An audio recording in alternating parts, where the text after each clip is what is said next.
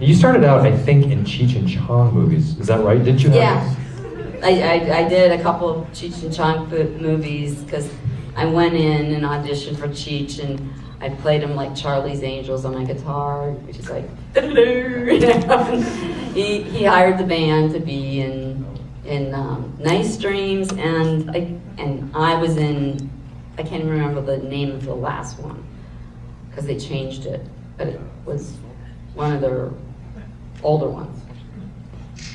So, but very early on, you got into the horror field, like very early on in your career. Oh yeah. Did you ever have dreams of doing other kinds of films, or did you really enjoy that genre? I enjoyed that, and then when they started making like Alien, that I wanted to be more of a tough girl and start fighting back and doing more films that were like stronger roles. I didn't think of, I didn't want to do Shakespeare or stage or anything, but I wanted to do the films, you know, drama, comedy. I did a lot of, you know, the teen comedies too, and I had fun doing them.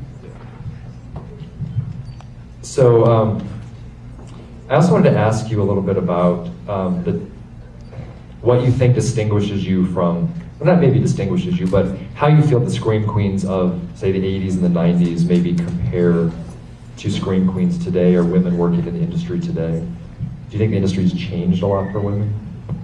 I think it's changed a lot. Most of the women cast now, it's like they have like, they're on a spaceship, or I think I'm thinking one of Jason's and scientists, and they're like 18 years old, and everybody's perfect. And that takes away from the realism at times, instead of just the person next door and in the other films that weren't, and they're also. We were watching the horror workout tape before the film. Oh my. So what was going on with that?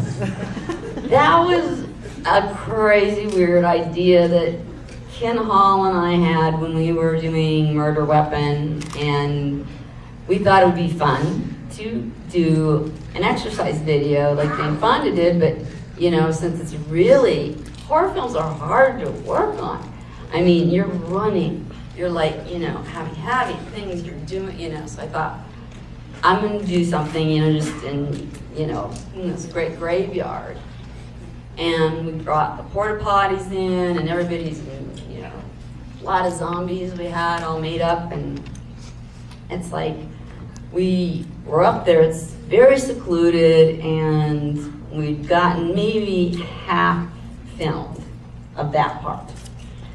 And the fire department decided to come up to do their little test that they do like every 3 months, which I knew nothing about. And they saw a zombie walking down the road, the mountain.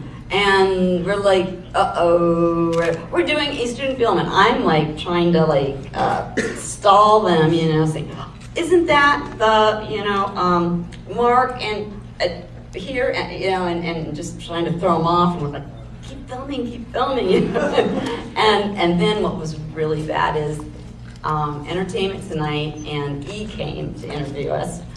Well, the police, or not the police, but the fire department's there, and I said, please don't air the part where, you know, the firemen are like busting us. And they came down, and we had to kind of change it to by my parents' pool.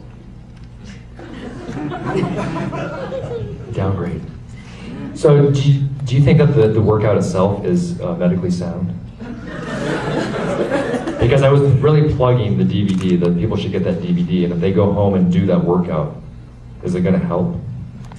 I think, yes, if you turn down that damn music, yes. It's like, oh my God, that's the one thing that kills me. I'm like, I can't listen to this music.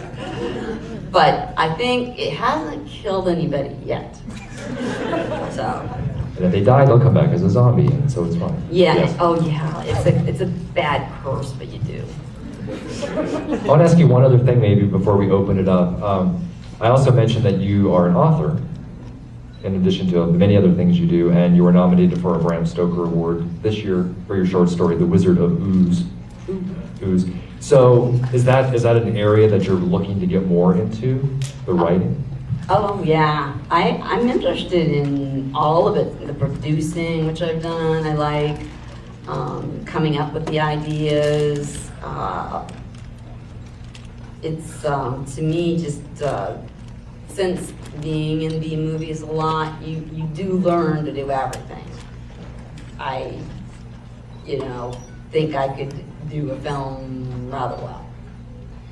Yeah, it seems like the experience of having to do everything on a film would make you a good producer because you would understand exactly what everyone needs to do to get it done because you've done everything pretty much. Yeah, and also being like apathetic toward the actors because there's directors that aren't, and the guys are the worst though. They're always like, how was it? How was it? And the directors are like wanting to move on. They've guided great, and that is funny. It's always the guys that are very, very insecure. Men have a lot of performance anxiety. Yes. Even in films, yeah. Oh, those kind of films. Oh, I don't know where this is going. But, so, would you like to take some questions from the audience? Is that okay? Yeah. Okay. So, does anyone have any questions for Ms. Quigley? I got a question. There's a question. Couple questions. The screening of this one, is this the theatrical trailer? Because Alan Troutman's voice on Tarmac does not, because I own the director's cut and the other one, it doesn't sound like Tarmac. He's like, the voice is higher pitched. Wow. That's what I noticed, and the music was a little different. So I was wondering if this is the original theatrical cut from 1985 or if they changed it around. Oh, so he's asking if this was the original cut. Did change it. There's like something when the car's driving over the railroad. It's like the music's different. And you're so right on. My God, are you a filmmaker? No, I've just watched Return of the Living Dead probably about 50 times.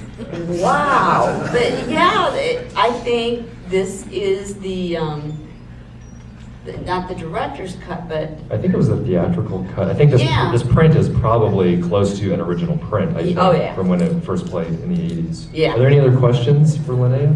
Yeah, right here in the middle. Yeah, you've got like 90 films you've been in now. Which was your biggest surprise that actually got finished and released? What was your biggest surprise of all the films you've done that got released? I think it would be Sex Bomb. It took forever. I don't know how many years. And then Treasure of the Moon Goddess, which is hard to find. That took a lot of years. I think those two. And there's a lot more. I mean, it's amazing. There's some good cast and everything. But sometimes, legal things happen a lot. Because there's and yeah, a lot of them. Yeah, a lot of them. I'm trying to think, yeah. Yeah.